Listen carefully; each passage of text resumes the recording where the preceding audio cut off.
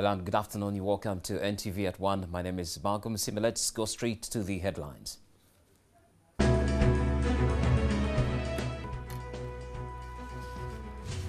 agencies are calling on the international community to provide them funds for feeding displaced people in South Sudan.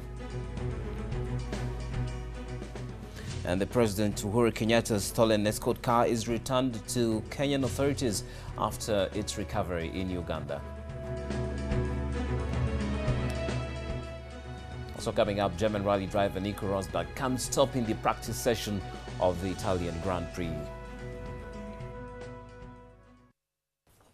You're watching NTV at One, and once again, you are welcome. Authorities at the World Food Programme estimate that about 3 million South Sudanese may face a severe food crisis within a few months due to heavy rains. The officials say that rains have rendered many roads in South Sudan impassable. Aid agencies have now resorted to escorting and dropping food to displaced peoples in the troubled parts of South Sudan. Moses Akena reports. The World Food Programme estimates that about 3 million people in South Sudan are on the brink of starvation and in dire need of food aid. The rainy season has left most parts of the country inundated with floods. It is the food airdrops that WFP has been carrying out from bases in Ntv in Uganda, Juba in South Sudan, and Addis Ababa in Ethiopia that is expected to help solve this burden. What happens in South Sudan is that during the rainy season, up to about 60% of roads are impassable by food truck. So the World Food Programme resorts to food airdrops. WFP is moving food by air, by land, by water, aiming to reach an estimated 3 million people that are affected by severe hunger in South Sudan. At least 680 bags of cereals are delivered and dropped to South Sudan by this Russian-made Elysian 76 cargo plane every day. It's been making the rounds from Entebbe since August. The food airdrops began last month in August. It will probably take about 2 months, going by the amount of food in the store, but we don't know for how long it really will go on for.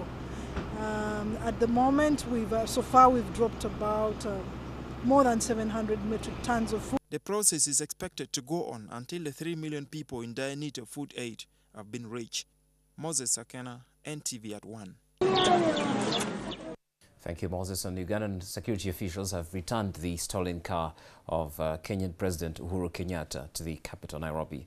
BMW escort vehicle was carjacked last week and recovered in Kampala. The security officials have described the crime as a handwork of a complex cross-border criminal syndicate. We have a report. It is a car that made it to the headlines for a week. This is because it wasn't any ordinary car, but one that used at the country's main seat of power, State House. The BMW registration number KAW 479Y was stolen from Chief Inspector David Mashui of the Kenya Police Service by 4 armed men in Embakasi. The car was then traced and found abandoned near Makerere University in Uganda's capital, Kampala. Uwezi huo wanajaribu. Kwa hivyo waliiba tu, wakiiba gari la kawaida ambalo wameliona usiku mahali na wakaona wanyang'anye. Sidhani kama walijua kwa pengine ni la polisi ama ni la serikali ama kitu kama hiyo. Sidhani kama walijua hivyo. The car was then brought to Nairobi earlier today. It is not clear how the car made it across the border without its authentic documents, perhaps a question that will be answered after investigations are complete.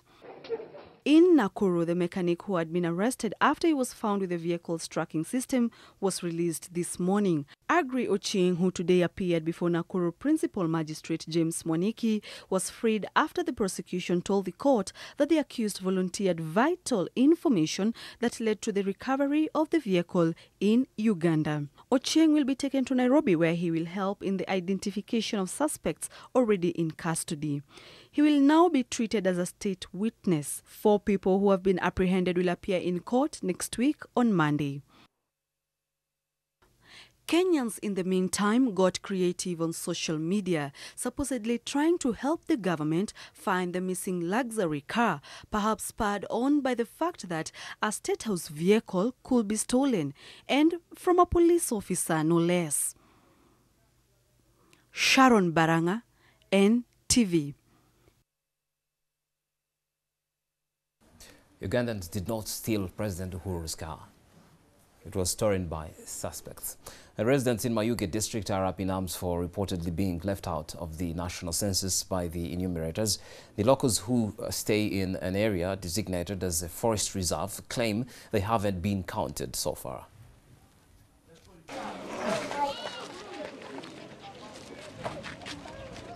Emitala dino dona mu computer kyewunisa okubamu omutala omulala okutegeerekeka nti n'ogulimu abantu ayi nga kyona bakoba nti kibira. Titwida kwegandisa ndi omu ku bantu abaloba okwegandisa nga tisobola kwegandisa mu kitundu kyenziramu. Tusaba bayide batuwandise mu byalo byaffe bye tuzaalibirwamu. Omuntu bamuwandike gano aye atakoba mitala gya wano. Kyokka duuzi bwe bayidi okubala abantu ebitabo babigandise mu mitala gya wano. Lwaki bakikoze batyo? Okwo kwemuluguunya kwange. And those 48 villages are not coded. That means they are not known anywhere in the local government act. So that the people who have been complaining about not being registered. But I remember at least the machines were taken, the computers were taken to the forest, and some of them were registered. Only that the others were lazy. That's why they are complaining. Otherwise, they have not been neglected. That's an update on how the census exercise is going.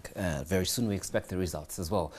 And let's now take a short break. We come back with many more stories that are making headlines this afternoon here on NTV at 1.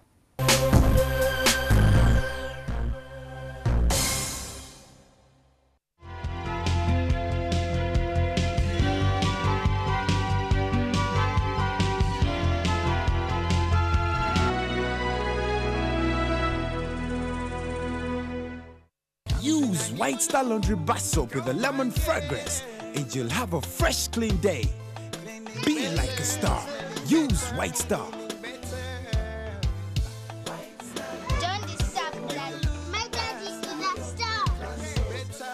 White Star Laundry Bar Soap. All day fresh clean. New Camay Beauty Soap. He's always in a hurry, but now no need to worry. I know my way to his heart. New Camay Soap with a perfume drop that lasts oh so long.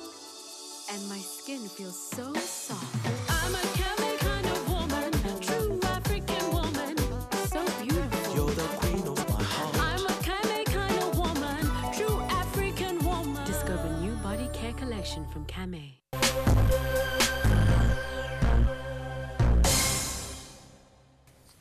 Welcome back. This is NTV at 1, and the Uganda Road Fund has suspended the disbursement of funds to Uganda Municipal Council this financial year over the mismanagement of the previous financial year's funds. The revelation was made by the Executive Director of the Uganda Road Fund, Dr. Michael Odong, in a letter addressed to Uganda Town Clerk. The Executive Director of the Uganda Road Fund, Michael Odong, expresses disappointment at the misuse of funds in a letter that NTV has obtained. The Director noted a financial abuse of more than 189 million shillings that was meant for maintaining the district's roads. According to the letter, the money was paid to the former town clerk, who is reported to have won an earlier court case against the municipal council for having unlawfully removed him from office. Odong says the town clerk did not satisfactorily answer queries raised about the financial scam. The Iganga RDC Haj Ramadan Walugembe admitted having received a copy of the letter and said he was overwhelmed by the number of cases of financial abuse brought in his office.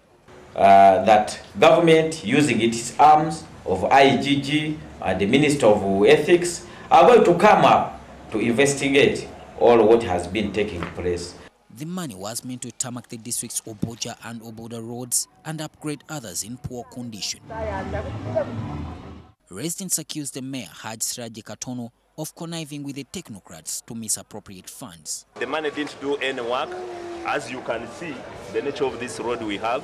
Omuntu wabanga alire akoze corruption tulikwenda na mateka gakoleki gatakomaawo gamugeme okuleka okuba nti bemereza basirika busirika basadde bajenga bayina ne center dati. However, the mayor dismissed the allegations and attributed the financial mismanagement to councillors who participated in the dismissal of the town clerk. Efforts to get a comment from the town clerk and his treasurer Moses Isiko were futile as they were not in office. Let's have a look now at your weekly dose of laughter, and that's Point Blank Motormouth Moses Golora is at it again, vowing to beat to pulp the American. He's scheduled to fight on this evening, but will Golora deliver? And as you ponder over that question, it seems opposition, Uganda's People's Congress Party President Olaro Tun may soon become a member of the church choir, since he is sharpening his vocal abilities. Over now to Agnes Nanduta for this and more of this week's episode of the Side of Laughter on Point Blank. Proudly sponsored by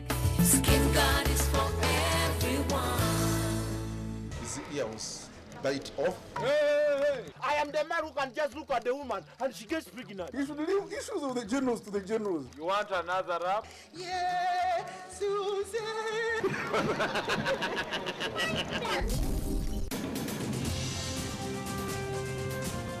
I am your presenter, Agnes Nandutu. But before we continue, here are the main points in this Point Blank bulletin. Musicians demonstrate against piracy as UPC President Olaro Otunu joins President Yoweri Museveni in singing.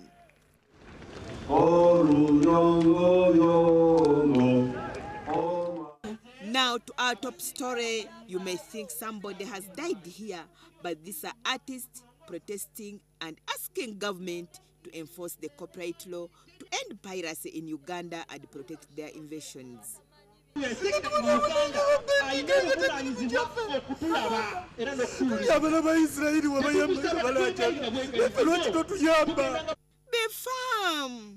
firm, my brother. No situation is permanent.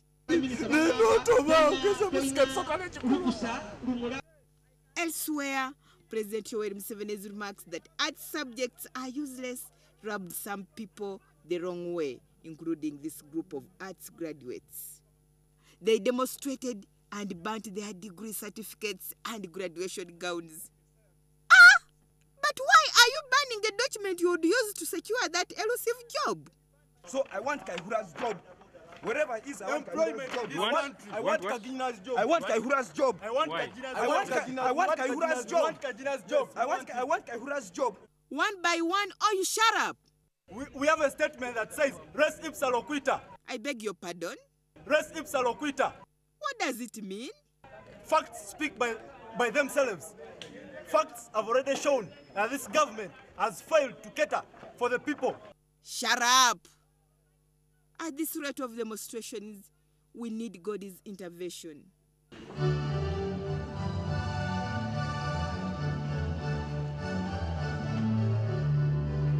Hallelujah! Hallelujah! Hallelujah! Hallelujah! Hallelujah! Hallelujah! Hallelujah! King of kings and Lord of lords. Hallelujah! Forever and ever. Hallelujah.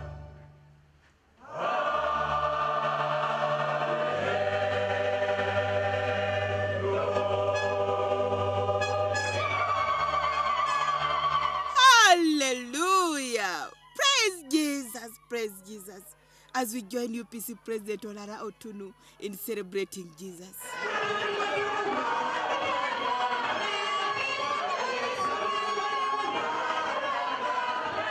Golora Moses, the big talker, will need Otunu's prayers to overcome Richard Abraham. I'm training for Richard Abraham. Whenever time I close my eyes, I see Richard Beers getting longer. I shall catch him, that man. As you dream to defeat him, we did not see you training this time round. I've been training when mosquitoes are sleeping. That's why you don't see my training on the YouTube. All right, he's already here. Last night I didn't even sleep, waiting to see Richard Abraham here. See you in the ring.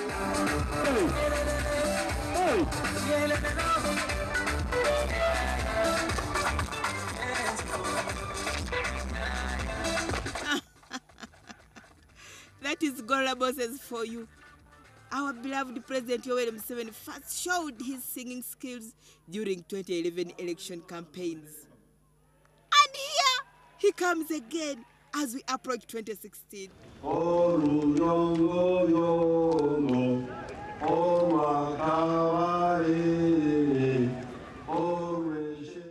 Job well done, Mzee Wakazi. You are a great leader with a great sense of humor.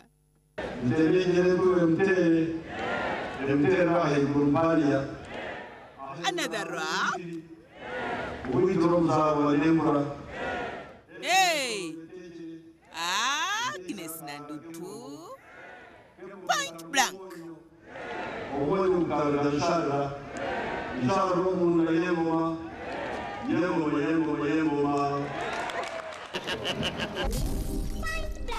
We work so hard, but we are never protected.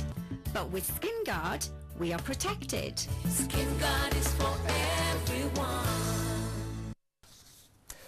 Police in Jinja have rescued a 6-year-old boy who was reportedly abused at an orphanage, and some of the residents there say that the boy was found crying by the roadside after his caretakers allegedly forced him to eat sop. Another case of child abuse. We have a report. A scuffle broke out between a group of angry residents and the owner of the orphanage where the boy is said to have been abused. A man identified as John Gabula, who works as a crime preventer, says the orphanage cannot be accessed by the locals because it has fierce guard dogs. He adds that the owner of the orphanage is an army officer. Nga atuganira agamba yagala kaadi naye ng'omwana embeera ze mbi ali kuyuyika endusu avaamu ebikolondolwa mu kamwa omwami atugamba nti ye musirikale ayagala. Efforts by the locals to find out which hospital the boy had been taken were futile as the car carrying the boy had sped off towards Babira Forest. The district police commander of Jinja Central, Apollo Kateba, says they have begun gathering clues about the alleged abuse. The child has been taken to hospital. But we are still investigating to know what really happened.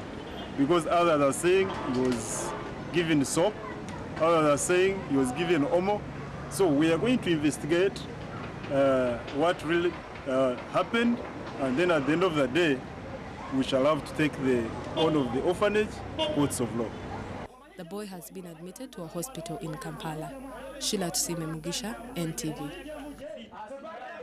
Thank you, Cheryl. I thought maybe we could give you an update on the Ebola outbreak. Sierra Leone, one of the countries worst hit by the Ebola outbreak, has announced a lockdown for 4 days to try and tackle the disease. This is from 18th to 21st September. People will not be allowed to leave their homes, according to senior officials there. That's as far as the Ebola outbreak is concerned. And a look at sports now. Lewis Hamilton has suffered a problem as Nico Rosberg proves his fastest in second practice at the Italian Grand Prix. And England registered a 41 runs victory over India, but had already lost the series. These and more in our international sports news wrap now.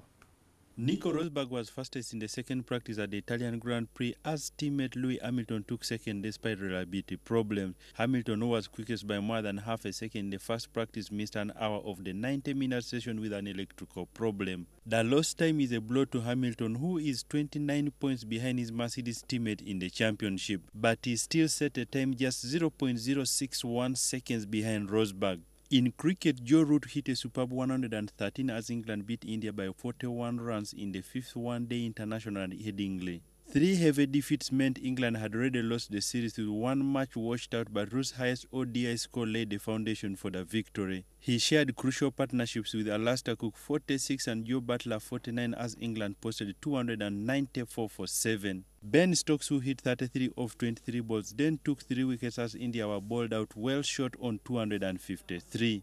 In golf, Rich Ramsey holds a one-shot lead going into the weekend at the European Masters in Switzerland. The Scot, who is 12 under, followed his opening round of 62 with a 4 under 66. Welshman Jamie Donaldson is 11 under, while his European Ryder Cup teammates Victor Dubuisson of France and Denmark's defending champion Thomas Bjorn are 8 and 2 under. Northern Ireland's Darren Clark on par was among those who missed the cut, which was set at 1 under. Italy's Edoido Molinari, who was joint overnight leader with Ramsey, has fallen back to tied for 8 with Du Boisson, Scotsman Mark Warren and English duo Stephen Benson and Tommy Fleetwood. In football, Neymar scored the only goal as Dunga's second spell as Brazil boss began with a win over 10-man Colombia in Miami.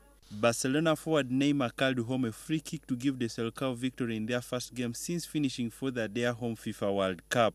The first goal of Dunga's second stint in charge. Colombia had been reduced to 10 men on 49 minutes when Juan Cuadrado was sent off for a second bookable offense. New Manchester United striker Radamel Falcao featured for 13 minutes. Falcao joined the Red Devils on loan for £6 million on transfer deadline day but missed the World Cup after sustaining ligament damage in January. Thank you, Alfred. Definitely there's not enough time for Falcao to turn things around for the Colombians versus Brazil. And that's it on NTV at 1. You can find us on Facebook. Look for at NTVUganda. Like the page and tell someone about it. You can also find us on Twitter. Look for #NTVUganda. And that's it. We're now going on to Exposed with the best teachers from Governor in the house. Enjoy your afternoon.